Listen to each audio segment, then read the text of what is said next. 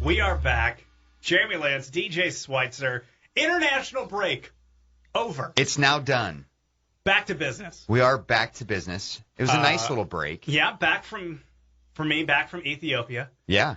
Now a family of 5. Whoa. Yeah. That was almost exponential growth. That's some sizable growth. Brought home our twin daughters. Lena, Congratulations. Lena and, would you like to guess the name? One's named Lena. The other one's Lena? No. Ah. Think what we're about ready to talk about. Football? Yes, yes, you got it. Big, okay. Big. Yeah. No, my daughter's name is Chelsea. Oh, well, all right. That's ironic. It's good that you adopted her because if I knew that you had named your daughter Chelsea after your favorite football club, I might mock you a little bit. What are you saying? Well, I'm going to mock you a little bit either way. No, we did name them. Oh. That wasn't her name. Oh, great. I did. I am naming my daughter after my favorite team. Well, this is actually happening. Well, I now have to convince my wife to name our kid, like, Tottenham. It just doesn't go well. Tottenham Schweitzer doesn't exactly roll off the end of the tongue. Spurs? Yeah, Spurs Schweitzer. A little alliteration for you. Nothing like getting teased for that growing up. So we'll steer clear of that. But I'm going to mock you anyway. It was either that or Jose. Oh, that would be good. For a little Ethiopian girl. Or just like Super Frank. Yeah, something along those lines. Well, congratulations. So we're back. We are back. I almost, we ended up leaving Friday to head home. Had I stayed longer, because we weren't sure how long we were going to stay. Had we had to stay any longer, there was actually a World Cup qualifier in the town I was in. There was? There was. That was actually a match that was on television over here. I ended up watching it here from the comfort of my own home. Okay.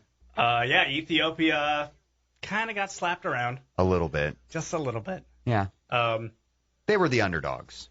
I think they're, ranked like 92nd in the world? Yeah. Yeah. So they were happy to be at this stage, although you would imagine they'd like to go a little bit further. A little bit further, but Nigeria kind of took care of business there. They did. They've been around for a while. They've been through the song. I heard the team was. I heard Nigeria was in Ethiopia starting like Wednesday. So I did stop at one hotel for something else, but while we were there, because it was the nice hotel that I'm pretty sure they were staying at, I did go on a John Obi Mikel search. Okay. Did you find him? Did not find him. Okay. Bummer. It was fruitless effort. Would you have given him a hug or a handshake? Why not both? Yeah. Hey. At the same time. Hey, John Obi Mikel. And then you pull him in, after extending the hand. You just pull him in. Come on, bro. Let's hug it out. And then somehow grab my phone and go, hey. Hey. Cheese. Just like you did with Oscar in Indianapolis. Oh, no. Oscar, I made some tool for Al Jazeera to take our photo. Okay. So it wasn't a selfie with him? No. Okay. No selfies. All right, cool. So, despite the fact that I went on a bit of an excursion, there was a lot of football going on while we were away. There was a ton of football going on. We had the wrap-up of the Hex, wrap-up of a lot of initial World Cup qualifying taking place. There'll still be some playoffs. Yep. Go New Zealand. I know. Everyone's rooting. I didn't get this. When it's with New Zealand's soccer team, they're the All Whites. Right. Their rugby team is referred to as the All Blacks. Yep. It's a little conundrum. I figured that was kind of just the general national team name that they use for everything. Nope. It's they decided to be a little bit different. There's only 2 colors on their flag, so they went with the other color. So, good on them. Yeah, good on them. But I just refer to all New Zealanders as Kiwis. Just keep it easy that way. Yeah, they are. They all look like giant flightless birds. So. I actually have friends that live there. They moved there from here. Yeah. And they had a kid, a year. They've been there for a couple years now. So they were like, yeah, no, she's a Kiwi. Nice. So yeah, I think it's a name that they embrace over there. Okay. If we're wrong, we'll get letters. So we'll know. Someone will let us know if that's not appropriate. A lot of World Cup going on, a lot of qualifications, a lot of there wasn't, I guess, a whole lot of big names as far as teams that didn't make the automatic qualification. It's going to be interesting that France is now was thrown into the playoff. Yeah, France is in the playoffs. Portugal are in the playoffs. Sure. Croatia are in the playoffs. So a couple regular international teams. Yeah, Iceland. Gylfi Sigurdsson, a big Spur, leading them, along with Gudjonsson, former Barcelona, Chelsea player. Yeah, I remember those And he's days. been around. He's like 35 now, playing for someone in Belgium. Good for him. Yeah, good for him. Still kicking around at 35. But not a lot of big names. Obviously, one of the teams that it's not official yet, but they're obviously not going to make it that affect us here in the U.S. It would be Egypt. Yeah. Seeing what happened with Bob Bradley. Yeah, they got annihilated by Ghana. Freaking Ghana has haunted his life. I know. It would have been nice if Ghana could have, slipped up, or if Bob could have done us a favor, like, hey, payback's a bitch. Ghana's going to get him fired from the second job in a row. Yeah. It might. It might very well do Ghana. that. Now, they have said he's going to get to coach the second leg. Oh, right. But, he's got a 6-1 aggregate score to turn over? But the reality is it's Egypt. Who's coming in there to take it? Like, who's volunteering for that job these days? I don't know too many That people. second leg. Yeah. I don't think anyone's going to come in on shorthand and be like, I'm going to risk my life. Yeah, I don't know anyone who's just going to come into the country in general. Yeah. Just voluntarily. Well, I think you're only allowed to come in at this point if you have reason to be there. Yeah, I would say the place is on lockdown. Yeah. So Bob Bradley possibly looking for a job. Couple openings in MLS. There are. Yeah. I even heard Warren Barton said it on Fox Soccer Daily, where he wants them to go. About 90 minutes north from where we are right this moment. Huh. Columbus Crew. Going to have an opening, we would assume. Well, they've already announced that they're going to fill the position by mid-November.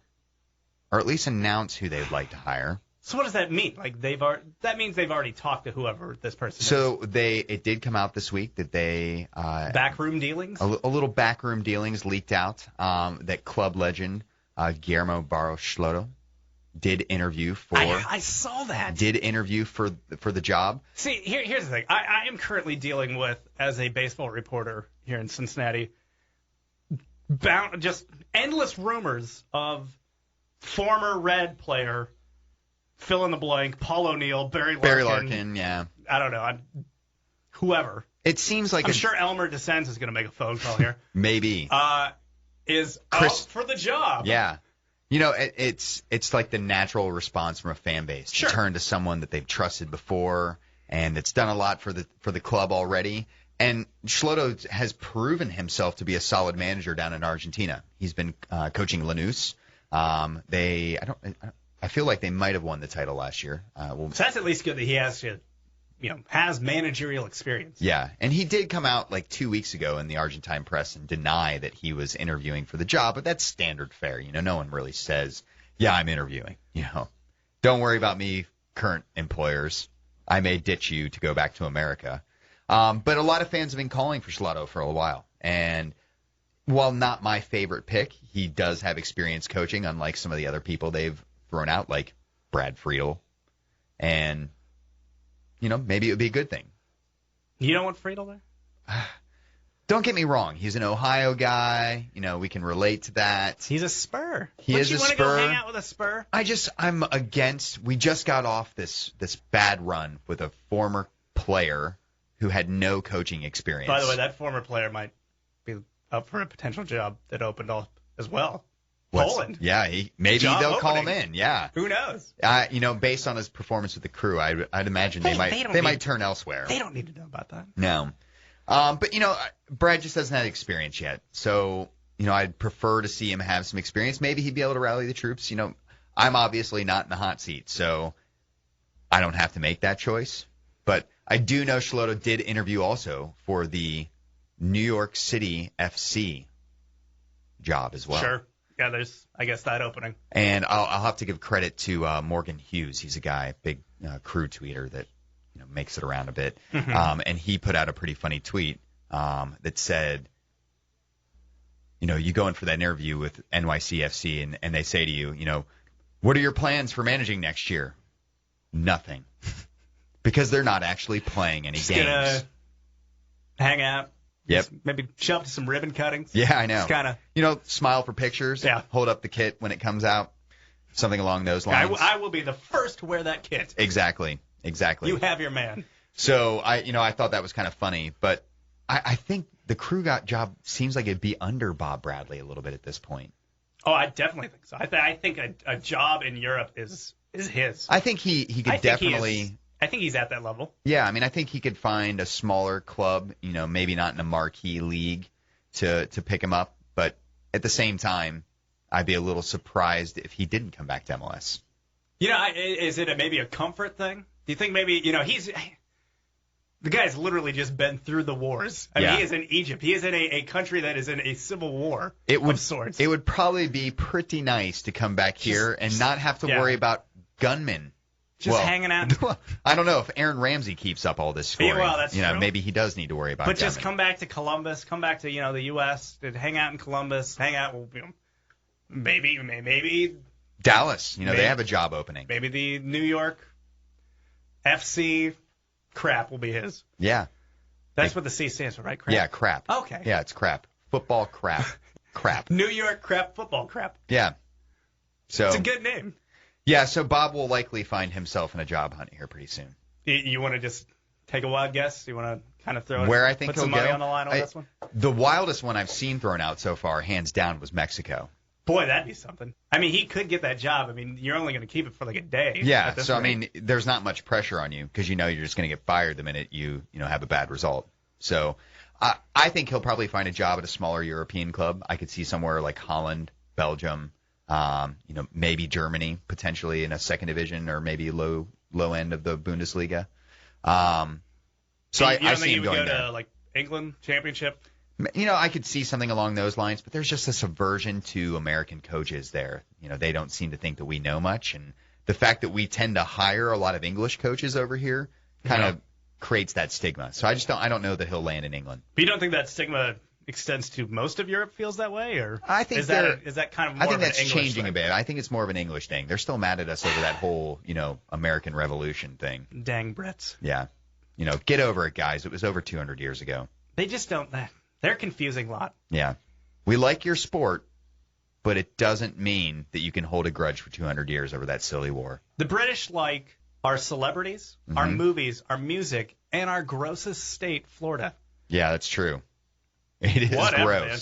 All right, so enough about America's penis. A lot of weekend action. Yeah, but before we get into that, Did you bring it? I brought it. Yes! I brought it. I didn't know if you saw that tweet or not. I did, and I brought it for you. So what Jeremy is now getting all excited about is I am holding... from 6 to midnight. Yeah, I know. Yeah.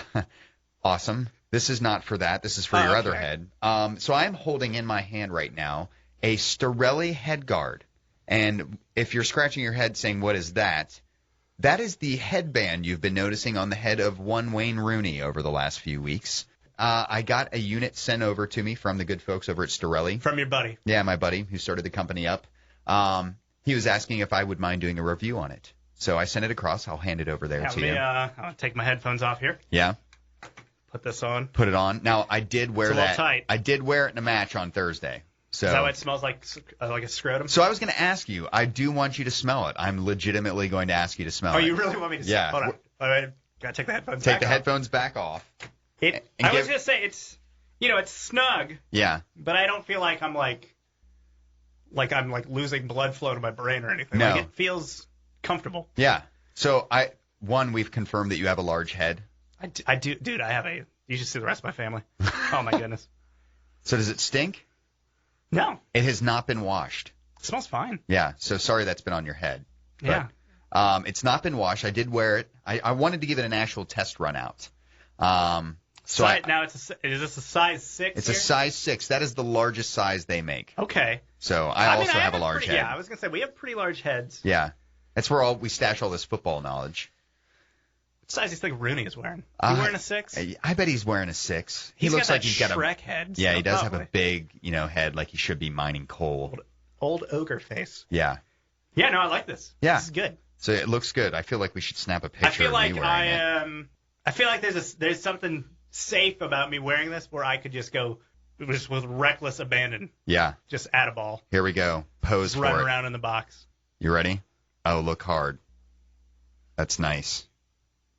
Oh, that's definitely a good one. We'll put that up on Twitter. Was that a hard picture? That was more like a who farted. Yeah, it might have been. So I wanted to bring that in for you. I knew that'd be a big treat. No, I'm super excited that you brought that in. Yeah. So I did find that I was a little fearless with it on. And I'm going to do a full review. You'll find it up on the blog probably before this pod actually goes up on it. but I did feel a little fearless, and I was jumping all over the place like a banshee, going in on head balls that I wouldn't normally go in for. So I may or may not have been more prone to a concussion because I was wearing it. Well, that's what they say about NFL helmets. Yeah. If you took the helmets away, guys would not be running at people head first. Yeah. So I don't think you could run into anyone head first, but it's a pretty intimidating little device here. So, all right. So we can talk about actual football. Weekend action. Yeah. EPL, pretty interesting. I mean, I think going into this, we looked at it and said, nah, not a lot of great matchups. Right. I mean, you had things like Liverpool's playing Newcastle. Right. That should be a walk in the park. You'd think. You'd think. Especially if someone told you, hey, what if Newcastle got a red card? Piece of cake for Liverpool, right? Yeah, you'd think. They're top of the league, as everyone keeps reminding us. Ended in a 2-2 draw. I would say that's the second most alarming result of the weekend. Yeah, most likely. At least for making fans panic a little bit. So, I mean, first off, let's be honest. Newcastle deserve a bit of credit on that match. They looked good. I mean, they did look good. So bad this Now, year. it was pissing rain that whole match. Like, it was just coming down the entire time. I love the fact that, like, in England, today you're watching NFL, whatever game you're watching, the weather's completely different. Yeah. But England's so small that, like, every game was overcast. Oh, yeah. Every game had the same weather Yeah, system. everyone got some rain during their matches this weekend. And I think the rain contributed to Johan Kabai's opening goal for Newcastle from way out, like 45 yards out. And it was a great hit. I don't want to take anything away from him. But pretty much from that moment on, and especially once they got the red card, which was about, 5-10 minutes after that. About 20 minutes later, they get that red card. And it was a totally senseless red card. Like, what was he doing? You want to smack the guy. Not only did he give away a penalty, but he got himself a red card in the process. And, it's like throwing everything away. And you felt at that point that Liverpool were just going to run away with this thing. You thought it was over. Yeah. And at times it looked like that was actually what the case was going to be. You could tell that they were knocking on the door for a majority of the match. But then, out of nowhere... Freaking Tim Krul. Yeah. He did. Credit to that man. He did have a hell of a game. He often has a hell of a game, but his team is so unbelievably bad that it doesn't matter most of the time. Yeah, so I was counting up nationalities in this match too, which is always a fun thing to do with Newcastle. They had 6 Frenchmen starting in the lineup, a solitary Englishman. That's it? Yeah. Just the one guy? Just one. So it's almost France up there. But then Dummett pulled one back, to make it 2-1. Newcastle to take the lead, down a man. And then you just knew, though. I mean, it was inevitable that Liverpool were going to level that thing up. And, of course... It was their offense. And it was Suarez to Sturridge. Yeah. And look, I'm going to make this clear. I despise that SAS acronym that everyone keeps using for... Stephen A. Smith? Yeah, Stephen A. Smith. Oh. Scoring the goal for Liverpool. So don't use that acronym, folks, for Suarez and Sturridge. It's just not all that clever. Yeah, it's kind of lame. Yeah. I think it's more lame by the fact that both guys, at least one guy, but if you're a Chelsea fan, both guys, very unlikable. Yeah. Sturridge. Just seems all cocky and stuff. Well, I think it just, as a Chelsea supporter, seeing him play this way, it's like... Why couldn't you have done this for us? Yeah, where was that? I mean, you guys never gave him a shot, though, either. AVB did when he first came in. We know how well AVB's tenure went over in Chelsea. AVB did not get a shot. So yeah. Vis-a-vis needed Sturridge. Yep. And then Suarez is just a horrible human being. Well, yes. There's really no arguments there. Unless you're a Liverpool fan, then you have loads of them. The other shock result, of course, Manchester United had to go play a juggernaut. So, give them credit. They, as someone pointed out on Twitter, they were able to nick a point there from a better club. Yeah. And they're in 4th. Yeah. So they go play Southampton. They get the draw. 1-1. Freaking Southampton. I mean, they just keep doing it. We've talked about it. I think we mentioned it on the last podcast. Like, they're a really good, they've really yet to do anything to, really disappoint. No. I mean, and on top of it, they've kind of remolded this entire side over the last 2 years since they've been in the Premier League. And Pochettino is the coach that they brought in from I think he came in from Spain, and he's just been a revelation in how he's gotten this team to play. And the pieces that they brought in, Victor Wanyama, I've talked about him a couple times on the pod. I love watching that guy play. He cogs up the midfield better than pretty much any other midfielder out there, bar a couple other players in the league. And he's slotted in, and it makes you wonder why a team like Man United, who's desperately needed some metal in their midfield, why they wouldn't have gone after a player like him instead of, 25 million pound panic buy Marouane Fellaini, who's just really been terrible for them. So here's the thing. They have one loss to the record, Southampton. Right. That was to Norwich. Kind of now a shock result. Yeah. Looking at that. Looking at it back then, you wouldn't have thought so much. 1-0, and you were like, okay, that's, two kind of mid-table / bottom dwellers. They're just beating up on each other. Right. You look at that now. Had they won that match, so you figured they should have. Now, looking back at it, they should have totally won that. Yep. They'd be sitting alone in second place with 18 points. That'd be pretty impressive for little old Southampton. Little old Southampton. They have a couple draws where, you look at that West Ham 0-0 draw. Mm-hmm. That could have easily been 3 points. Yep.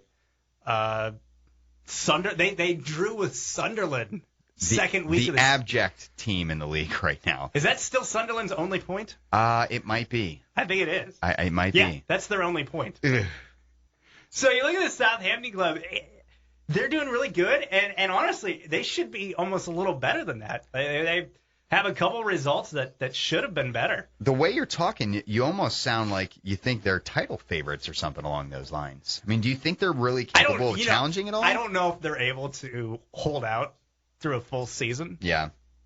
But I'm one to just sit back and enjoy this ride while it lasts. Yeah, I mean, I would have probably mocked you more than I did earlier about naming your daughter Chelsea.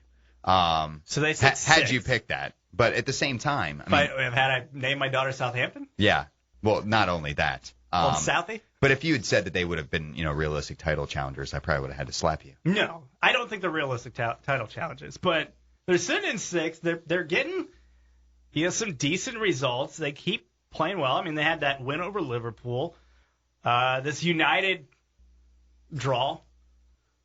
That's pretty good, despite the fact that United is, mid-table. Well, and it was a late equalizer, too. I mean, and you felt it coming. Like, it had been coming for a while, and United were just stinking it up on top of it. And the Moyes out tweets were flying. We're flying. This is the first time I've actually really seen them explode off of Twitter. I know it was trending for a little bit in Manchester, and I think in all of England. We talked about it. This is a fan base in Manchester United, especially if you look globally. I mean, this is globally. They are the New York Yankees. Yep. Of the sporting universe. Yes, they are. And they are. Most of their fans, especially globally, a lot of their fans are relatively new. They have no real history with the club. It's not like they, their dad or they've never seen the bad times. Yeah. There was no Sir Alex in their mind. Yeah. They don't know what to do. Like, they're looking at this and going, what is that? We're at 8th. We're sitting in 8th. Like, my eyes immediately go to the top of the table, and I'm going, well, where's my club? That's what they're thinking right now. Yeah, I was telling you before we started, like, just the sight of the table right now, like, them down in 8th, is just, it's beautiful to me. Yeah, it is pretty funny looking. You feel a little bad for them because they aren't used to this. On the other side, you're kind of going, well, they deserve this. We've all had to suffer at their hands for so long. But the fact that we already have fans that are turning on a manager, especially a fan base that has preached time and time again how they would give their managers time, even if it was a new one. You even had Sir Alex in his farewell get on the PA and say, hey, you gave me time. Now give Alex him time. Yeah. There are tons of fans already calling him back or calling for Sir Alex to be brought back. That's the one that really kind of blows my mind. And it's things like, he's already sitting in the stadium. We could just bring him down and everything would be okay. He's sitting closer to the bench than Mourinho did this week. That's true. Yeah, I think that's almost to Moyes' detriment, that the fact that Sir Alex is still around. Well, but if Sir Alex just went like he's apparently, from what I hear, he loves him. He's a big fan of America, American history. If he just packed up his old lady and they rolled out to New York, got himself a nice little, spot there in some high rise, and just faded off into the sunset, I think it'd be a slightly different story, because there's a little more, this is your guy, you're stuck with him. But when you got the guy that got you to the top of the mountain still there, in full view of you, in full view of the guy now in charge, in full view of the players now under this new guy, with a job in the front office, it's a bad deal for Moyes. It's a bad deal. Well, here, and I would agree with you. I do think it's tough living in that shadow, legitimately living in Sir Alex's shadow. It doesn't excuse the results. No. But Sir Alex had to do the exact same thing. Yeah. Sir Bobby Robson sat over, watched his shoulder, and in fact sat right in front of him at this week's game, right in front of Sir Alex. So you could see the two of them there, two prior generations of the glory days of Man United. The old guard. And it's the same thing that Sir Alex had to deal with. Now, we're talking about two of the most exceptional coaches of all time in Robson and Ferguson. I mean, it doesn't really get much better than either one of them. So Moyes always was going to come into this situation where his shoes were going to be the shoes he was filling were going to be humongous, and it's enjoyable for all of us to get to watch this happen, because we've had fans that, that's who we deal with on a day in and day out basis. Sure. But I can only imagine the turmoil that's going in within that club right now. Well, we talked about this on the last podcast. How much of this turmoil is not only just happening in the front office with people saying, when do we make a move, or whatever. Or someone did point out, this does help the Glazers as far as people are distracted from the fact that their NFL team is also completely imploding on themselves. Well, I mean, they just have a habit of doing that. It's a bad time for them. But that clubhouse, that locker room, we threw it out. We talked about it a little bit last time. There's no possible way that is a healthy locker room right now. It's not possible. I don't know that it is. I mean, you have someone like Shinji Kagawa, who's just been completely left out in the cold. Not only is the team crap, but he's not getting a chance to do anything about it. Yeah, exactly.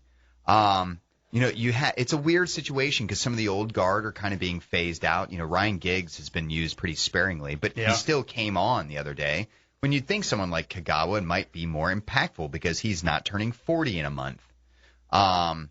It's just a weird situation the entire club's in right now. And this was always going to be like a transitionary season. It's going a little bit more turbulently than I think anyone expected it to go. With the Rudy situation, it's been pointed out that new deal hasn't happened yet. Yeah. So he still hasn't signed in. The new deal he was supposed to get for staying, that hasn't even got off the ground as far as negotiations, apparently, according to the Daily Mail today. Well, let's see how it goes. It's going to be an interesting few months for them. It's just like Southampton. Will it last? I don't know, but I'm going to enjoy this ride. Yeah, for now at least. For now. What other results you want to move on to? Do we want to go to Chelsea? Yeah, let's talk about Chelsea a little bit. Do some horn tooting. Little horn tooting. So 4-1 win over Cardiff City. I'll yield the floor to you for how you felt that first Chelsea goal went. Yeah. So hold on. First, let me set it up. They go down early. Yeah, they did. Cardiff goes ahead on freaking David Luiz just checking out mentally. Yeah, I mean, literally checking off the ball. Yeah. And letting it go to what he thought, I guess, was Czech playing up. And Czech was nowhere near close.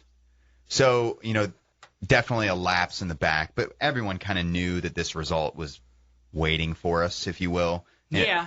I don't think anyone expected it to be anything, along the lines of a Cardiff City win. Now, it's not that can't happen. They beat City. Yeah. But at the same time, I think everyone expected Chelsea to roll here. And when they went down a bit early, it kind of shocked everyone. I'm sure it shocked surprising. You. Yeah. I mean, they're playing at home, too. Yeah. So when they did equalize, it was under very acrimonious circumstances.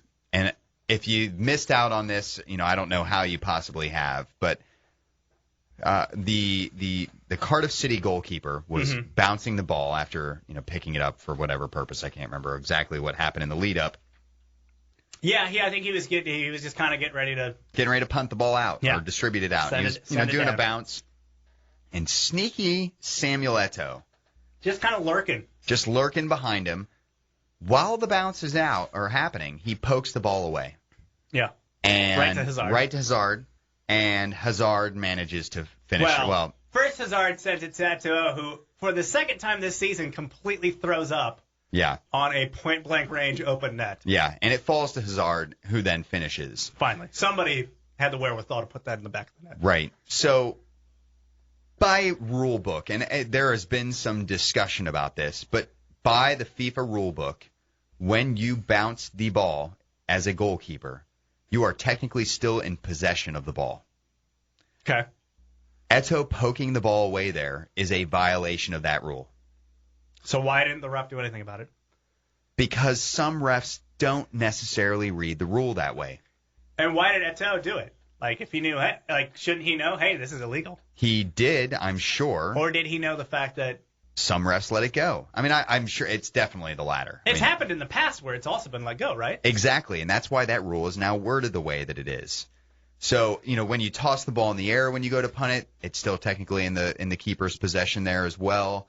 So, by most accounts, first of all, I would kind of say that's a lame rule. I get it, but it's no different than like spearing the punter in football. I love spearing the punter in football. Well, it's hilarious. It is hilarious, except for if the guy's already gotten off the punt. It's very unsportsmanlike. Yeah. And even if the rule was a bit ambiguous, that unsportsmanlike aspect to it and, the lack of professionalism that Eto'o showed there infuriates me. Now, I'm a defender. I've grown up playing in the back. My job has always been to keep the ball out of the goal. And those kind of sneaky little moves have always gotten under my skin. So maybe I'm being a little biased. Has this here. ever happened to you? It has not. It has not happened in my match, but it's the kind of thing that makes me furious. So, because as a defender, your keeper's got it, so you're moving upfield. Right. You're not going, hey, maybe old Lurky Joe over there is going to try to illegally kick the ball away. Yeah. So I think it should have been called back. I think Eto'o should have been shown a card. But that's my take. Hey, but you know what, to be fair, earlier, said Cardiff goalkeeper completely caught the ball out of the box, and it wasn't called. Well, they got theirs. Now, I had one of my good friends, Nick, I grew up playing with him. He's a passionate Liverpool fan. So, therefore, he is a humongous Luis Suarez sympathizer. And he raised a very valid point. Had that been Luis Suarez who had poked away that ball, shit would have hit the fan. I completely agree with that. Absolutely. Yeah, you know why? Because he's a terrible person. And any chance people could get to take a dump on him, they should. Yeah, that's accurate. But it's a very valid point, and it brings to light the point that if everyone would have gotten so mad at Suarez for doing that, there should be typical or the same ire that's pointed at Eto'o for it. Eto'o's likable. You see that smile? That's a winning personality. Yeah, right there. He's got a big grin on him. He doesn't have those vampire teeth that he doesn't. He's sinking into people. Or the eyes that look like they'll haunt you. So dead behind the eyes. But the rest of the match went pretty well for you guys. Yeah, so Hazard picks up that goal. Crazy thing happened. Chelsea decided to score from the striker position for the first time this season. Yeah, so Eto'o did get his own goal. He did finally open his Chelsea account. He didn't cheat on that one either. Oscar had a beautiful. Dude, that's the only type of goal that guy scores. It was funny because so he gets it. He's off on the left. Ramirez plays it to him. He's off on the left, and Hazard starts moving into the middle. And I'm thinking, okay, he's just gonna play it up to Hazard. And then he moves on in, and I'm like, pass it. And then he just takes a shot, like, oh, that was a better idea anyways. Yep. Good call. Yeah, way to go, guy. Not mad at you anymore. Hazard got his brace later on, though. Mm-hmm. All around, pretty satisfying Chelsea win. Yeah. I mean, they did what they needed to do. They beat up on a bad club. And it was a result that everyone pretty much expected. Sure. Now, quickly, before we move on, we do need to talk a little bit about the crazy turmoil that's going down at Cardiff City right now. Okay, well, can we first talk about you said crazy, so we got to talk about it. Jose Mourinho got into it a little bit with the officials, and they told him to go have a seat. First, he sat up with the reserves. Right. And then after a minute, he thought, you know what, that's not good enough. It's not far enough. Let me back her up a little more. So he went and sat in the stands, like with actual fans. In fact, I'm trying to find it right now. He had to have displaced someone, right? I don't know. You would imagine. But Sean Buxton of Essex tweeted out this picture with this tweet. OMG, Mourinho is sitting next to me. WTF. And there he is. And he's kind of taking this sneaky picture where Mourinho can't really see that he's taking this photo. But Mourinho just and I think the commentator pointed out perfectly what Mourinho is doing there. And you pointed it out that he does this a lot in the media, off the field. He likes to take the pressure off his players. So he decided, you know what? We need something to kind of rile up this crowd back up. I'm going to create a spectacle. I'm going to become a spectacle. I'm going to go sit in the stands. Now, can you imagine the dude that took that picture? He's probably there with his buddy or something like that, and his buddy was off in the bathroom or grabbing a beer or something along those lines. By the way, his tweet here was retweeted 23,000 times. His clout score has gone up this weekend. He's rocking it. But can you imagine his buddy that went to go use the bathroom and he comes back and he's like, What is going on here? Jose Mourinho just nicked my seat. All right. I guess I'll take his. He goes down with a plate of nachos. Hey guys, don't mind me. I'm just eating a pie. Yeah. And sitting on the bench. So, who knows? I'm curious to know if he did displace anyone though.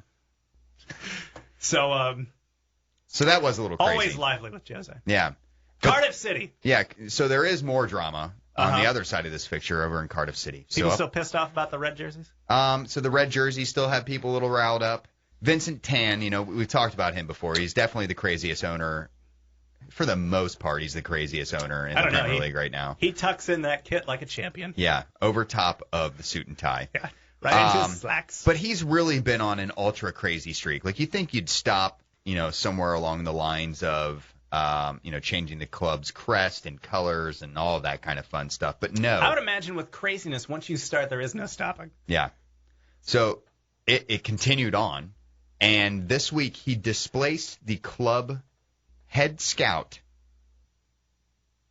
and replaced him with one of his son's best friends. I thought you were going to say an iPad. No, that would have been awesome. Like Football Manager on his iPad or something like that. But no. He replaced him, and this kid is a 23-year-old from Kazakhstan. So I immediately think Borat. No, it's absolutely They placed Borat as their head scout. There was a fabulous meme picture that was going around this week with Borat holding a Cardiff City flag in his hand. Was he wearing the giant thong around the shoulder? He wasn't. He was just wearing, the suit. So at the bottom of the picture it says, "I signed Titus Bramble. You like?" And it's like, that's exactly what would happen if you hired a 23-year-old Kazakhstani who has no experience in soccer at all. I mean, so we have any idea what this guy's resume is? Does one exist? His prior job to being named the head scout of Cardiff City Football Club. Yeah. He was painting the locker rooms at the stadium this summer. It's a good gig if you can get it. Yeah. So he was doing, sprucing up the ground a bit. So he has absolutely no credentials at all. Awesome. Really, what we've come to find is there is some... Should we be applying for this job? That's what I'm saying. I want a piece of this. We're more qualified. Yeah, exactly. You think I could maybe get in? I mean, I probably have watched more than he has, you'd think. Clearly, and you're not huffing paint fumes. Well, not tonight anyway. Well. Yeah. But says the man a couple beers into his evening. Yes, exactly.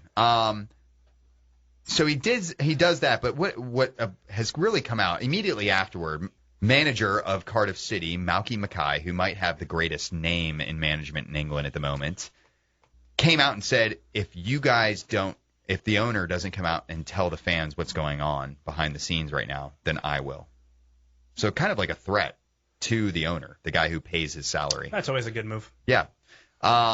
So it leaks out this weekend that apparently Vincent Tan, who has had zero knowledge of soccer as well, clearly when he's appointing 23-year-old Kazakhstanis, has been calling in halftime strategy and sub changes from the stands. And he's been showing up in the locker room at halftime and before games. So this is going all sorts of bad. So it's really kind of spiraling out of control. And it sounds like there's a bit of a power struggle that's going. I would be shocked if Malky Mackay is still in his job, come January. I would say if that's the situation, I don't think Malky Mackay wants to be in that job. No, I don't know January. that I would either. He's wanting to get fired right now so he can get that Is he going to go George Costanza and try to get himself fired? He might. Is he going to put on the bodysuit and streak? He might. Awesome. It would be awesome if that actually happens during a match. So, craziness at that club. Let's move on to let's say the other dominant performance of the week. Arsenal. Yep. 4. Norwich. 1. Yep. So, the kind of like the Chelsea thing, the result that should have happened. Exactly. And Arsenal really, they're playing incredibly right now. They didn't make any of the signings they needed. They made a humongous signing that really didn't fit any of those holes. Well, it didn't fit, but he had a brace. But he is elevating that team to new levels. Like, it's unbelievable. I kept telling my buddy Dave when they made the signing, because he was like, man, I don't know a whole lot about this guy. I was like, this is... He's going to change things for you. Stupid good, this signing. Like, I have never been a fan of any of the clubs he's ever played for. Ozil's been one of my favorite players for... years now. Yeah. So, I mean, he obviously had a great game, had a brace at the weekend. But the story of this game had to have been the ridiculous Arsenal-esque build-up goal from Wilshere to open the scoring that day. I'm assuming you saw it. Oh yeah, and everyone's trying to say it's the best team goal. Yeah. I mean, it was a brilliant team goal. Impressive. I mean, there were a series of flicks between Wilshere and Giroud up top. And you know what I said when I saw that? I said, oh, that's what Chelsea's always trying to do, and it never happens. It never happens. And it was a gorgeous goal. Like, and if you haven't seen it yet, definitely go out and watch it. Here's the thing, and it kind of goes back to what I just said about Chelsea.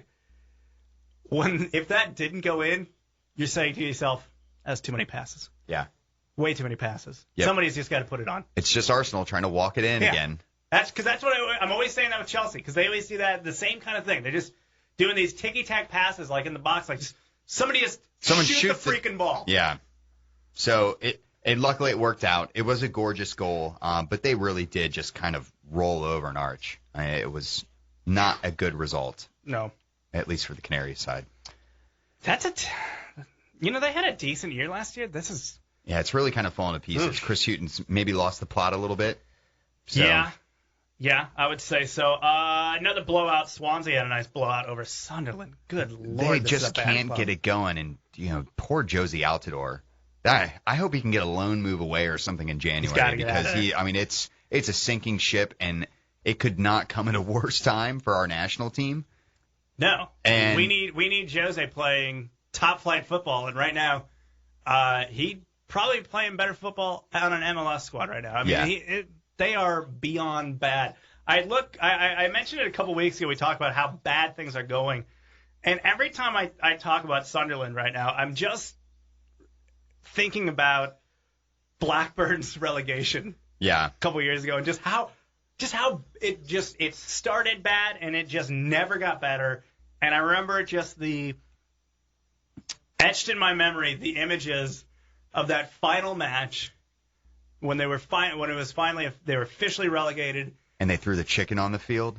They threw the chicken, and a couple other dudes threw their season ticket holder placards, chucked them, and just the still shot of one of those just kind of sitting there on the pitch, just all kind of wrinkled up. Yep. We're going to see this here. We are going to see it. We are heading in that direction. Chicken on the field is headed our way. Yeah, I mean, if someone throws a black cat out on the field, we know we've reached that point here pretty soon. I hope someone, some Sunderland fan is going and planning that over the next few matches. But no, they are looking atrocious. Now, credit to Swansea, they looked really good. They did. Yeah. Guzman had a hell of a goal in that match. Definitely go check that one out. It was quite the cracker. So, they're starting to pick it up a little bit. Adding insult to injury, that fourth goal was an own goal from Darren Fletcher. So, Sunderland just can't get it going. I mean, there's nothing positive to say about other than if you like train wrecks, if you like just destruction and despair, Sunderland's This is your it. team. If anyone picks Sunderland at the beginning of the year off our advice, I apologize because we were hoping for some good showings out of them this season. With Jose signing, I think not only were there people like you and me saying, hey, this could be a cool team to follow this year. You also had I think going into it, the media, the American media were kind of pumping them up because they wanted to pump up. Hey, this team is going to be led by an American striker here. Yeah, and it's gone bad. really, really poorly. So speaking of it's gone bad, if you were to see Stoke and West Brom were going to have a match, you pretty much were already marking that down as a 0-0 draw, right? Yeah, for the most part. Between those two clubs, no one was really going to take the initiative. I saw that scoreline finish up, and in my prep work for this, just said, you know what? I'm not even going to look at it. I'm not even going to read a match report. I'm not going to watch it.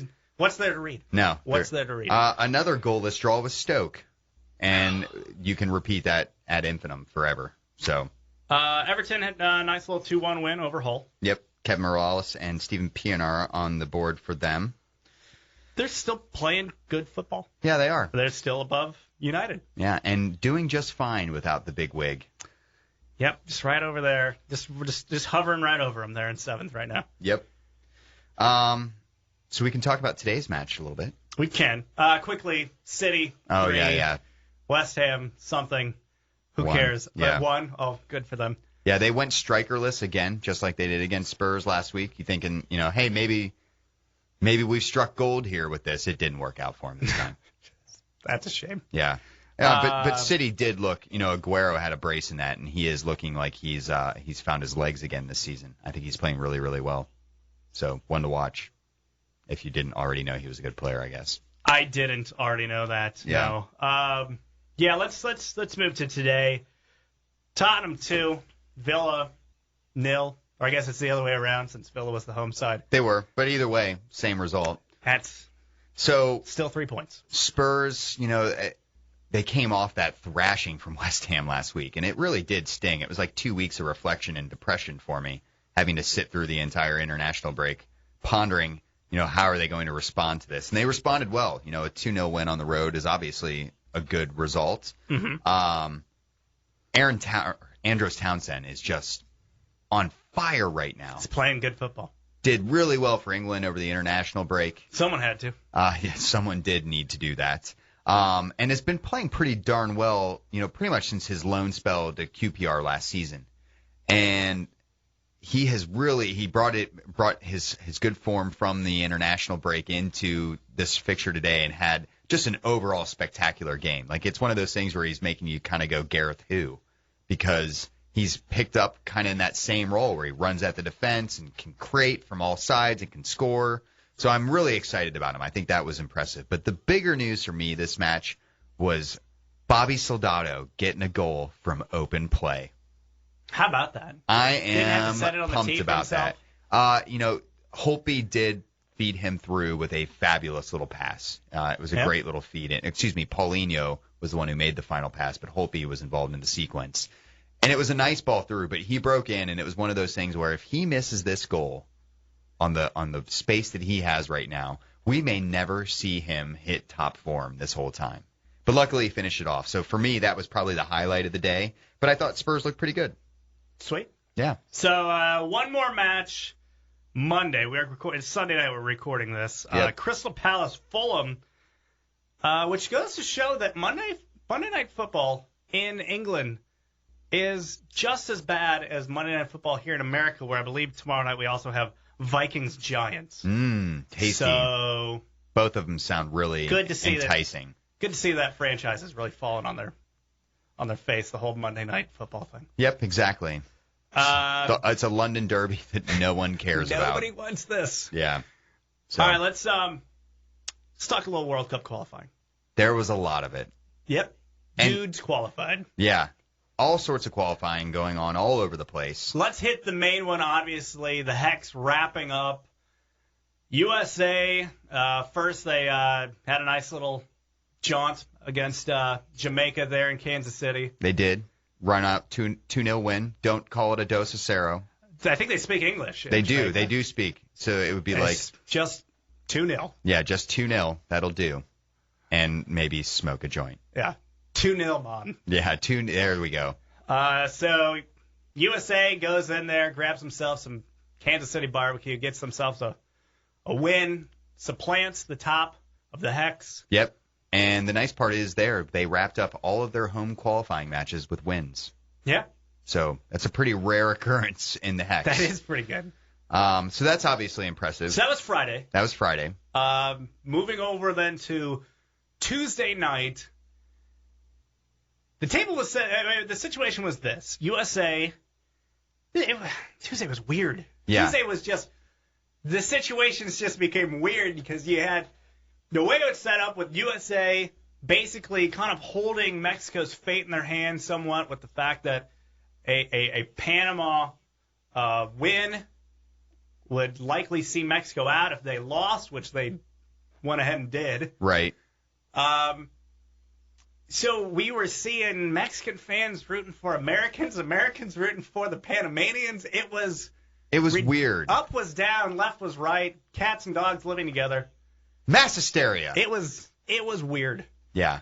And it got real crazy. It really did. I mean, this is what the World Cup's all about. I didn't know how to process it for like all Wednesday. I was just kind of like walking around like a zombie, like, I don't know how to feel about this. Yeah. I don't know how to feel about the fact that USA let Mexico in. They crushed the dreams of those poor Panamanians. Lovable Panamanians. And they also had just an insane two goals in stoppage time victory away in qualifying. Which is also a rare occurrence. So you're thinking they win this crazy match, I should feel happy. But Mexico is now alive. Panama is dead.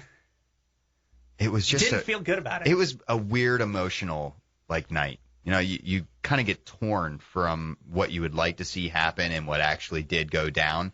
You know, I can't even imagine what it would have been like as a Mexican fan. Actually, I can because I'm, as a U.S. supporter, we've been in this situation before where we needed people to do us favors. We're generally the one needing favors. But as a Mexican fan, there was like a 15-minute spell where they went from going, okay, well, we'll probably see ourselves go through here, to, oh, crap, we're out. Oh, crap, Panama just took the lead in the U.S. game. Oh, crap, we're down.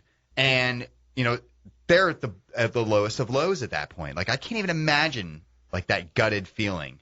Yeah. And then, from nowhere, the U.S. equalizes by way of Graham Zusi.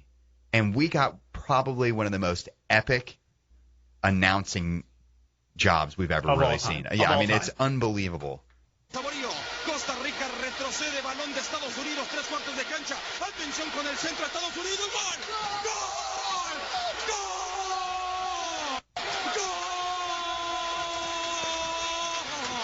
¡Gol de Estados Unidos!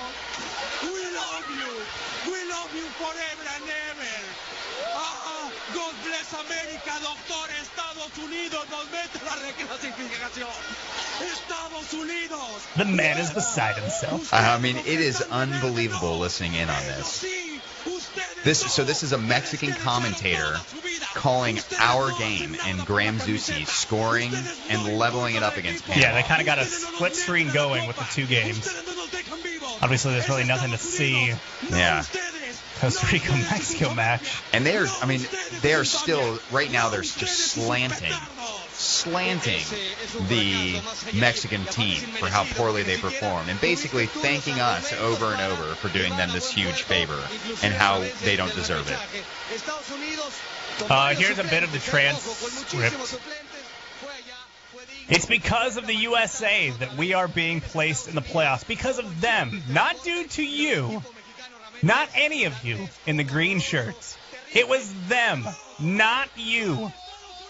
They did it, not you. Remember this forever. Keep this clearly in mind for the rest of your lives. You do nothing for the shirt. You do not put the effort. You do not. You have not placed us in the playoffs. You have not placed us in the World Cup. You would not have kept us alive. It was Stadio Odiris, not you. Not you and your arrogant. Yeah, I guess that's the same. Not you and your infamy. Whoa. Not you and your morons. Yeah. I mean, it's a rough indictment. It goes on. It's a failure.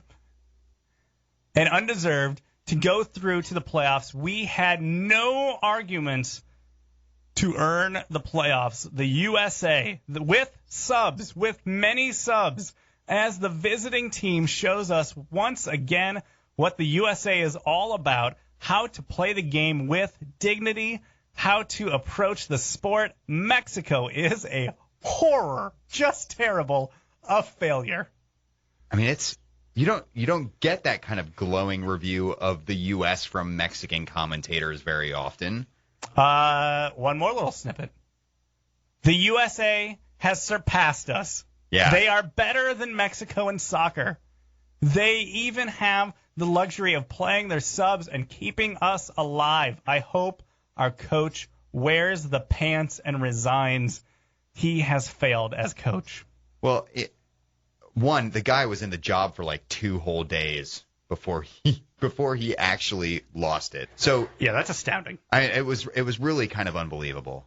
So I mean, he lost his job pretty quickly. So Mexico are just Mexico are just feeling a little trigger happy, just getting rid of the coaches right away, and it's kind of fun watching them do this. But at the same time, it's just like the United situation. It's like this was the big boy in CONCACAF.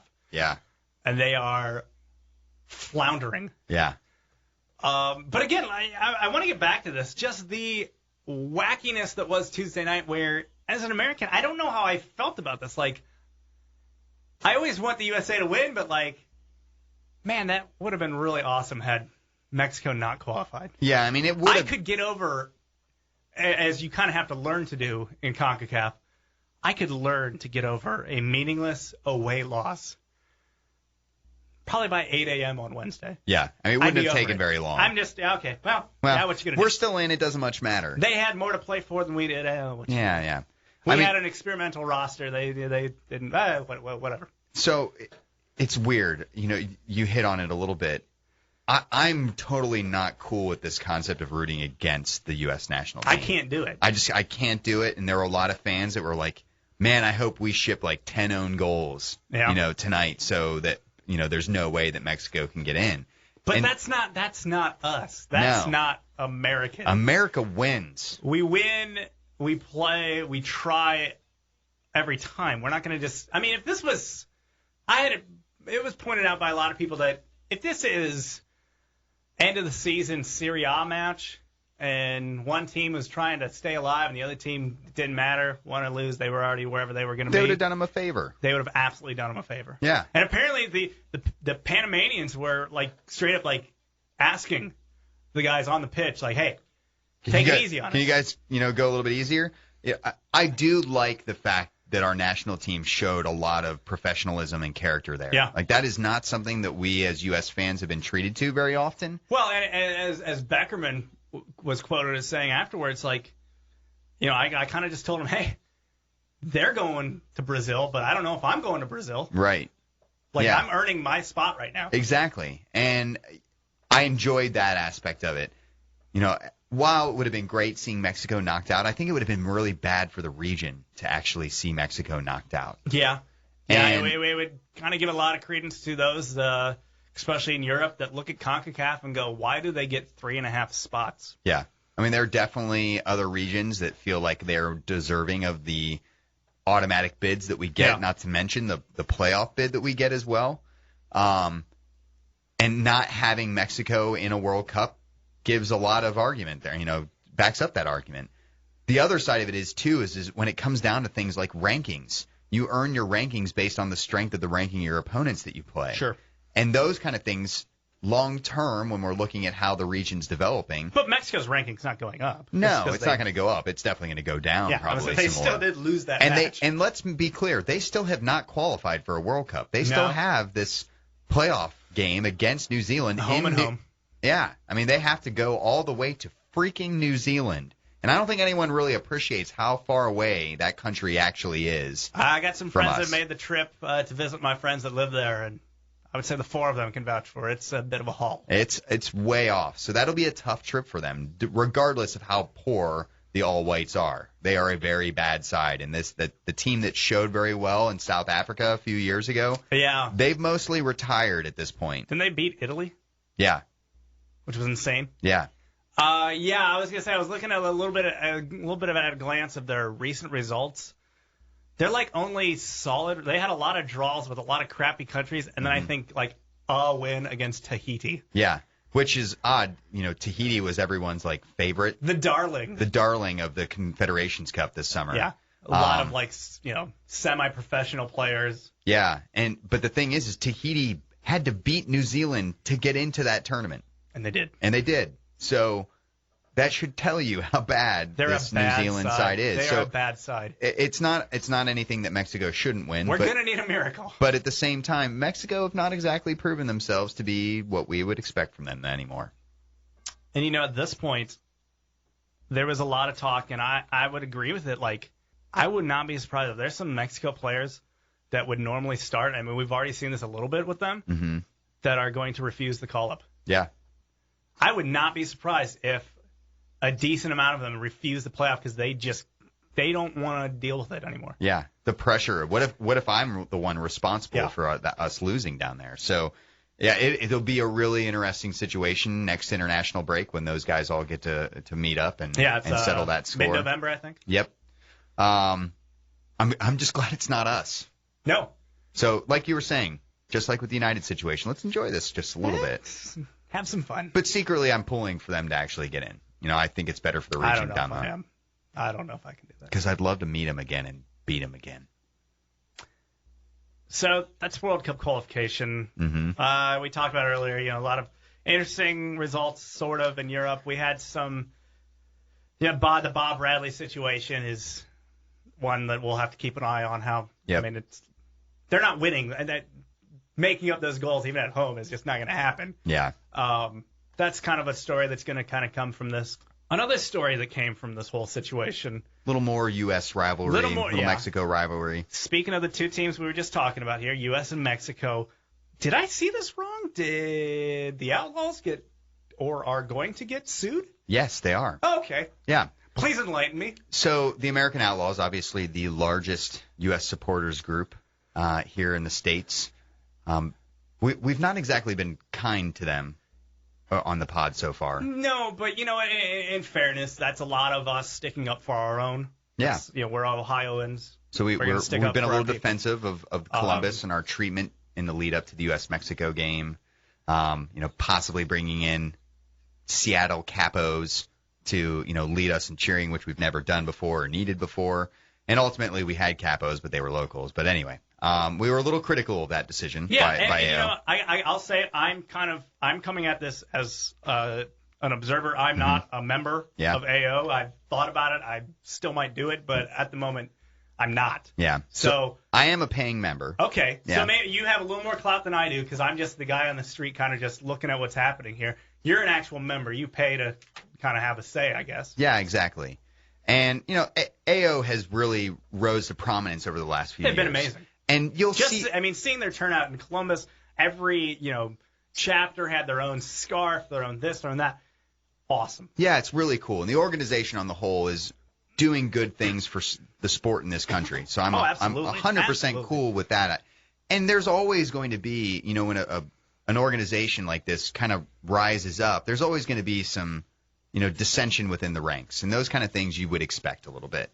Right. There's always going to be that. There's always going to be the fact that, at the end of the day, this is Very decentralized organization. Yeah, I mean, it's a bunch of people. I mean, this is nobody's paying job is I am a full-time employee of AO. No. I mean, the guy that heads it is like an engineer, I think. Mm-hmm. So no one's like doing this as like their profession. Right. So these are all amateurs, not only in just it's not their job, but is in, they don't have, not everyone has the experience of kind of running what has now turned into a massive organization. I mean, there are 15,000 plus paying members in American Outlaws right now. And, again, you'd expect some, people not really getting along or not necessarily liking the decisions. And that's going to happen in an organization of this size. And it's bound to. But we saw the whole situation go down in Columbus. And definitely AO seemed to have overstepped their bounds a little bit. And, again, we're a little biased because we're the local kids and we were reacting to it. But it seemed a little like we're going to make this decision for you guys type of situation. Yeah, well, it was, again, once we saw a situation where things needed to be dealt with because maybe there wasn't that kind of leadership managerial experience there. Things possibly weren't dealt with in the proper ways. Yeah. Things were said that were not exactly professional. Mm-hmm. A lot of people came off the cuff with some remarks that they later had to go and backtrack on. And dial back. Well, and furthermore, the other thing that everyone has forgotten about at this point, after all the whole AO Seattle fur, was the fact that AO did a humongous ticket grab in the lead up to the U.S.-Mexico game. That was a bit of a debacle. And they gobbled up and promised tickets to a lot of people that they didn't actually know that they were going to be given. And it did leave the general public a little shortchanged. So we had that. It made getting tickets really tough. So there was that. There was the Capos thing. Mm-hmm. So now we have this new story out where, we have AO, but there's actually a Mexican supporters group within the U.S. It's called Pancho Villa's Army. They're fairly new. And to their credit, they're using AO as a model. I had a couple fans on Twitter that argued with me about this. They're saying Mexico already has a culture of supporting. Why do they need this? Well, that kind of implies that there's only one way to support. So why can't they have an American Outlaws style? I would say to that, what about people that are members of Chelsea in America or, all these American supporters unions of EPL teams? Exactly. Yeah. Ironically, the person who did bring that up is the leader of the LFC chapter in their town. Oh. So, yeah, a little ironic. So anyway, they have sued the American Outlaws in court. We're talking for real money. Sued, this is real money. Lawyers are involved. Yeah, lawyers are involved. American lawyers. For the termination of their travel partner contract for the World Cup in Brazil. Now explain those, because yeah. So it's a confusing concept. This is something that's been going on in AO for a while, but AO works with a travel agency to help organize the trips to away matches to support the U.S. national team. And they've been working with this organization now for, I can't remember the name of them, but they've been working them for a few years now, probably since the last World Cup cycle. And apparently Pancho Villa's Army reached out to the same group because they liked what they were seeing out of that. Hey, you guys seem to be doing this really well for the U.S. We'd like to take advantage of that and do the same thing for our Mexican fans. Travel agency kind of place. Yeah, the exact same company. They did that. And 10 right? Yeah, 10 that's the name of the company. And 10 allowed that. They partnered up with them and, worked out some deal. Now, 10 is Nebraska-based, much like AO. Yes, absolutely. So that explains their affiliation with AO. And they've done a great job for AO, so it works out okay. Where AO took offense to this was that pretty much the exact same packages were being offered through Pancho Villa's Army by 10 For same amount of money. Same amount of money, same type of package. Were they the same hotels? I don't know if it was. I don't know if it was that specific. But that would be a bit of a problem. Yeah, you could see that being a problem, and you think that the travel agency would probably be smart enough to know, hey, we should probably not partner them up. But there's no guarantee that they're even going to be playing in the same town. Sure. So now here's my question. At this point, so what's the problem? Exactly. Furthermore, apparently all the documentation, all the wording in particular was like stripped directly from the U.S. supporters, the American Outlaws language and documents, and put in. So it was like exactly the same. Again, it came from the same travel agency, so you could see how that might have happened. That would probably happen. And again, to me, this seems like the finest form of flattery. Like, sure, they're copying us. They like what we do. Where's the problem with all this? AO apparently called up and. No, this is kind of just what we're. Well, this being is the alleged. hearsay. This is what being alleged. AO apparently called up to inquire, at least in their opinion, hey, what's up with them having that? At least that's the way AO is explaining it. They're wanting to know why. They wanted to explain why they were offering all the same packages. Okay, maybe a question that you could see. But the funny thing is within a few days, TNDOT canceled the contract for Pancho Villa's Army, which they can't really just do. That's not how legal business arrangements a contract, work. There's only, there's opt-out rules or whatever, but one of those would have to apply. And apparently, Pancho Villa Army was reaching out, trying to get a hold of TNDOT to get some things, moving, and they didn't hear back from them, and then all of a sudden they were canceled. So they took great offense to that. I don't know if they'd left some money out on the line, if, they'd already paid for some things or collected some stuff. But they're suing them from anywhere between $750,000 and $1 million, which is a pretty steep number. Pretty steep for an organization. They're suing TNDOT and American Outlaws. So it is like a very odd situation. We have this he said, she said kind of situation going on. TNDOT said that they didn't cancel it because of AO's pressure. AO is saying they didn't pressure TNDOT to drop them. But it could be very easily construed that AO had something to do with that. The timeline is fishy. The timeline makes you say, well, something happened here. Because it's just not just convenient that AO makes an inquiry and then days later, there goes the contract. Right. With Pancho Villa. Yeah. So, it's the timeline was weird. But then there's this track record that AO's had of late. Which is rough because you want to be able to trust your own supporters. I was going to say I'm not a member, but I identify with them as an American supporter. And a lot of people have rushed to their defense, and understandably so. We're all part of the same group. We're all one family. We're all one big family. But I can't shake this feeling that AO didn't have a bigger role involved in this. I think TNDOT are going down on the canceling the contract under false pretenses, whatever it is. Oh, we've already seen, and that's why we kind of set it up by mentioning some of the things that happened this summer, especially with the USA Mexico. There is a recent track record of AO possibly doing something behind the scenes, or clearly doing something behind the scenes, and then going, no, we didn't do that. We didn't do that, yeah. When there's, in the USA Mexico case of them kind of threatening the Columbus supporters of taking, saying that you're not running things. Mm-hmm. It's well documented that took place. There is evidence that actually happened. That's not just hearsay. So, AO's got this, and look, AO are obviously not commenting on the situation because it's a legal matter. Well, right? Yeah, the lawyers. And the lawyers, they put out a statement. Kind of they did, just saying that this is all false, but.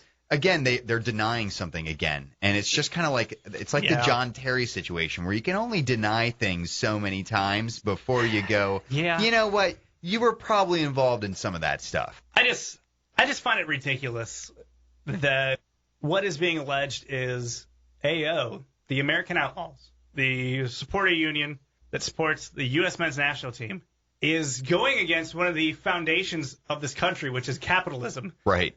A company like TNDOT has the right to do business with whomever they please, with anybody they want to. And for this alleged kind of pressure put on them to stop working with certain people, if this is true, I don't know. It's frustrating because you'd expect more.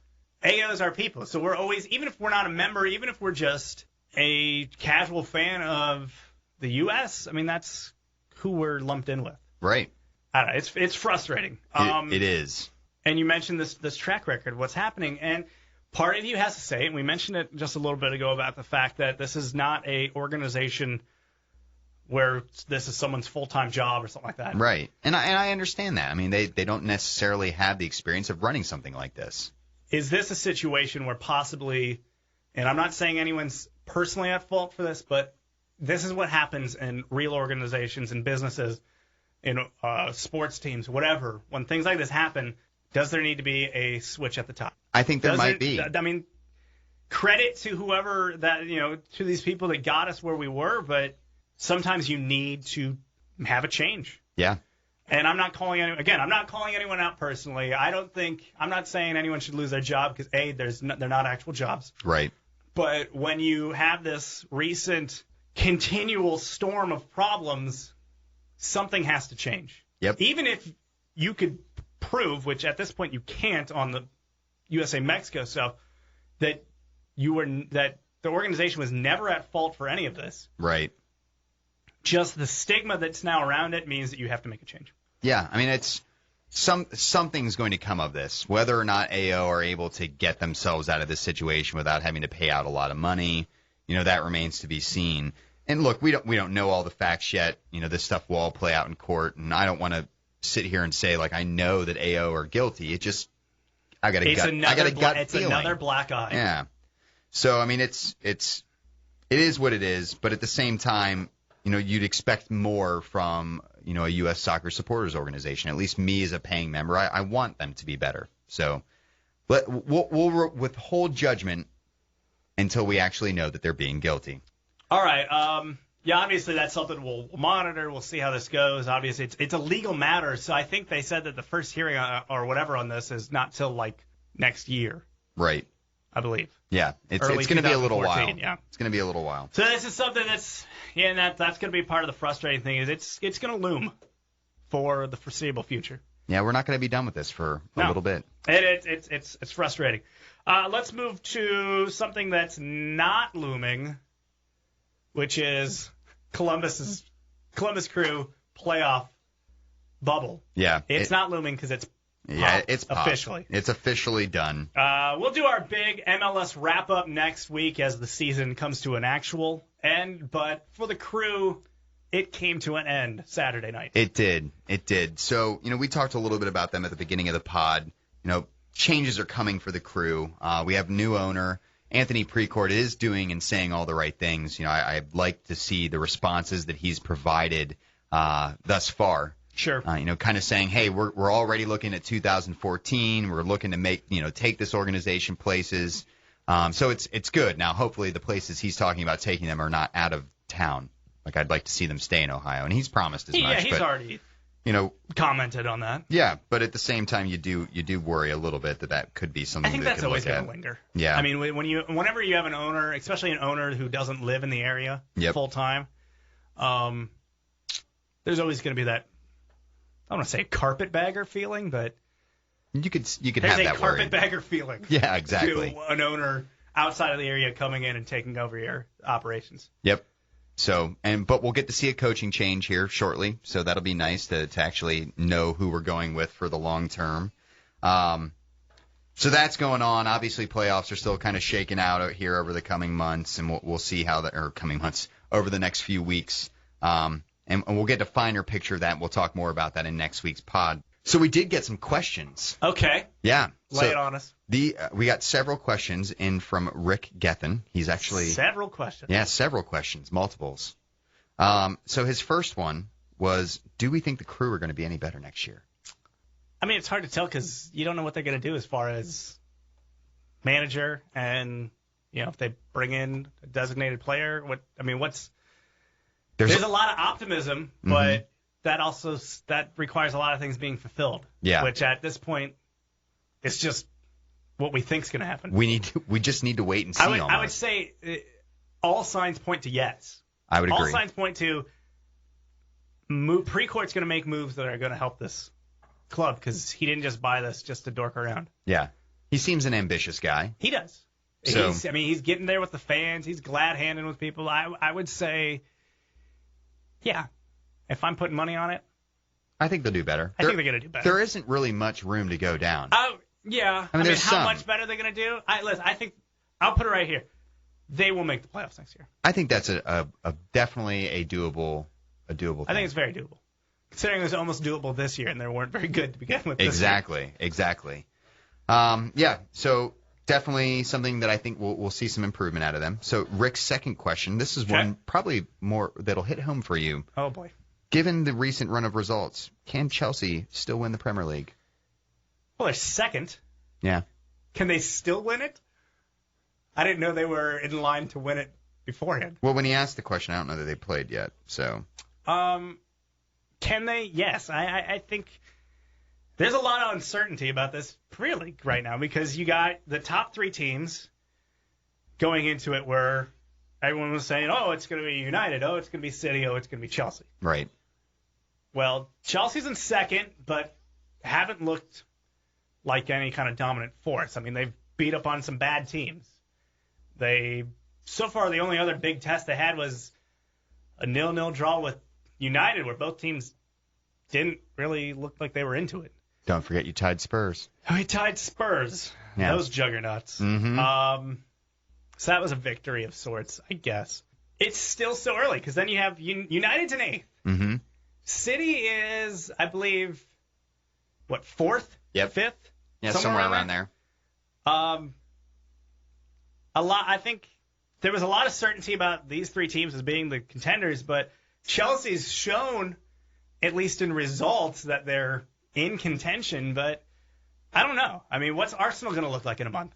No one knows. What's Southampton going to be in a month? Yeah. What's United going to be in a month? No one knows. It's so up in the air. This is a year where... This year is nothing like last year. Yeah. It's nothing like last year, and that's good. It is. It's going to make this an interesting run. So I'm going to say they can't, and I'll just leave it at that. I'm going to say they can, but I feel like the door is open for about 7 clubs. Yeah. I don't think it's just it's going to be one of these top 3. It could be Southampton. Nah, it's not going to. It's not going to. All right, so the last question from Rick. Okay. This one's a deep one. Oh. What is the price of tea in China? I would say not expensive. Yeah. I'd say it's pretty cheap. I feel like everything's produced in such large quantities in China, obviously for their own population that is unbelievably large, but also they're one of the world's main exporters of goods. Mm-hmm. Tea, of course, being one of them. I can go to Jungle Gyms right now and get tea that came straight from China for like a box for like $3. So I would say it's not impressive. So I'm going to say that it's high, not just for argument's sake, but because more than likely, the way China does its business, someone probably died making that tea. Yeah. And I would say that if a human life is lost, then the cost is too high. Maybe in China it is more money than it is exported. I say that because I learned while I was in Ethiopia that top grade Ethiopian coffee, the government makes it to where only 20% of it stays in country. 80% of it is used for export because that's one of the only things one of the only things that Ethiopia has to give to the world. Yeah. Aside from heat. Coffee and children. Yeah. So good for both of those. Yeah. Well, cool. I picked up both on my trip. Good work, sir. Good work. Yeah, there you go. There's my answer. All right. Well, thanks, Rick, for the questions. Of course, if anyone else has any other questions, be sure to hit us up, Wrong Side of Pond, at Twitter, or at Jeremy Lance. That's my handle. Yeah. It's pretty easy to remember. It is. Got in on the ground floor of Twitter. I know. With my name. Good work there. Were you not as fortunate? My name was already sucked up, so I couldn't use it. Sucks. But I wasn't really looking to use my name either, so that was all right. I had another guy who I became Facebook friends with because we had the same name. And one day he actually offered me $10 for my Twitter handle. Ooh, did you jump at it? Were you at least thinking about it? I said, you are missing some zeros. Yeah, man. I need at least $100. Oh, I was going grand. All right. I mean, Twitter handle, you got to think that's for life, right? Yeah. I'm not getting rid of Wrong Side of Pond. That's for sure. All right. Quickly, Champions League resumes this week. It does. Some decent matches. Mm-hmm. Schalke, Chelsea. Yep. AC Milan, Barca, Arsenal, Dortmund, Real Madrid, Juventus. Which of those would you love to steal away from work and watch? I think I would probably want that Arsenal-Dortmund match. That's me. That's kind of what I was feeling. The way that those two teams are both playing right now, and Dortmund have, not quite been their sterling selves this season. They're not playing poorly by any stretch. But Arsenal are just kind of on this run of form that we talked about earlier. They're playing really good football. How about word recently from Klopp saying that he rejected the advances of City and Chelsea? Good for him. I'm glad he didn't go to either of those clubs. I would have so loved if he was at Chelsea. Yeah. That was my guy. If they didn't get Mourinho, in fact, even if they did get Mourinho, he was kind of who I wanted. Even after that terrorizing face that we got to see. Especially after the terrorizing face. All right. So, yeah, I think that's probably the highlight tie of the round. That the Milan Barcelona one is catching a lot of attention just because of the size of the teams that are playing. But sure. I think the thing you need to watch out for that is Milan have been abject this season. I mean, they're sitting, I think, 8th in the table right now in Italy. Yeah, they're sitting 8th in the table. So they're kind of playing the Manchester United role this season over in Italy. Stink. Yeah, so I think Barcelona could roll heavy there. But at the same time, it's still going to be one that a lot of people end up watching. All right, that's what's looking ahead this week. Do you have a pub? I got a pub for us. Awesome. We're going to go down to... Whoa. Yeah, we're going to go down to America's Penis. Oh, yes. Yeah, so we're going Least favorite place in the world. Yeah. Florida. The place that the English love. Why? Why is that? I don't know. But they do. There are a plethora of English pubs that show football in the state of Florida. I will tell you that much. Probably owned and operated by Brits themselves. Most of them are, and this one that I'm getting ready to tell you about is owned by a Brit. It's hot and awful and humid. Everyone's got a mullet. Or if they don't have a mullet, they're over 80, Ugh. and they're driving about 40 miles an hour under the speed limit. Unless you are on Walt Disney's campus, it's just gross. I like how you called it a campus. Well, it's a campus. Yeah, it is. It's a large campus with lots of furries. A lot of learning going on. Yeah. I know I learned. I'm sure you did. So we are going to Orlando, though, for this. Orlando's been in the news a lot. They're about to have a big vote. Yeah. It's Tuesday. On Tuesday with the county commissioners to see if they will get their MLS stadium funding. I see MLS commission was down meeting with constituents. Yep. Looking good. Yeah. Getting excited. It seems like they could potentially, have some issues with getting the votes that they need. You just never know. Get the vote. Hanging Chad. Yeah, maybe. That'll Someone will sneak it in on a technicality if they don't get the vote that they need. But we are going to hit up one of their pubs, and it is actually the Cricketers Arms Pub. It is, down there in Orlando. Do they play cricket matches? I don't know. I would imagine they do. I would imagine they do. Have to have a heck of a satellite to get those things. They do open for the early matches, so if you're looking for a place in Orlando to come out and watch an early match, you can head out there to the Cricketers Arms. Orlando City FC, they do have a large contingent that come there to watch the matches on away days, so definitely check that out. That contingency might be getting larger. It might get a little bit bigger. The other thing to keep in mind, the owner is a Birmingham City fan, so don't rub it in his face that his team aren't playing in the EPL. So he does have beIN Sport then yes, to watch his team. Because he needs to watch the championship. So that is one of the stations they offer. They do seem to offer a majority of the stations out there, and they are known even for hooking up streams to the television. So, again, all these bars pulling these little illegal bits. Hey, do what you do if that's what you do. Hey, whatever you got to get them in to sip some pints. Sure. So definitely give them a check out. Seems like they're a pretty cool place to go out and check out a game in Orlando. So, good deal. Yeah. I mean, I choose never to go to Florida. Penis. Well, if you can help it. I can help it. Yeah. Build me a nice stadium. I'll come down and I'll do a guide on it.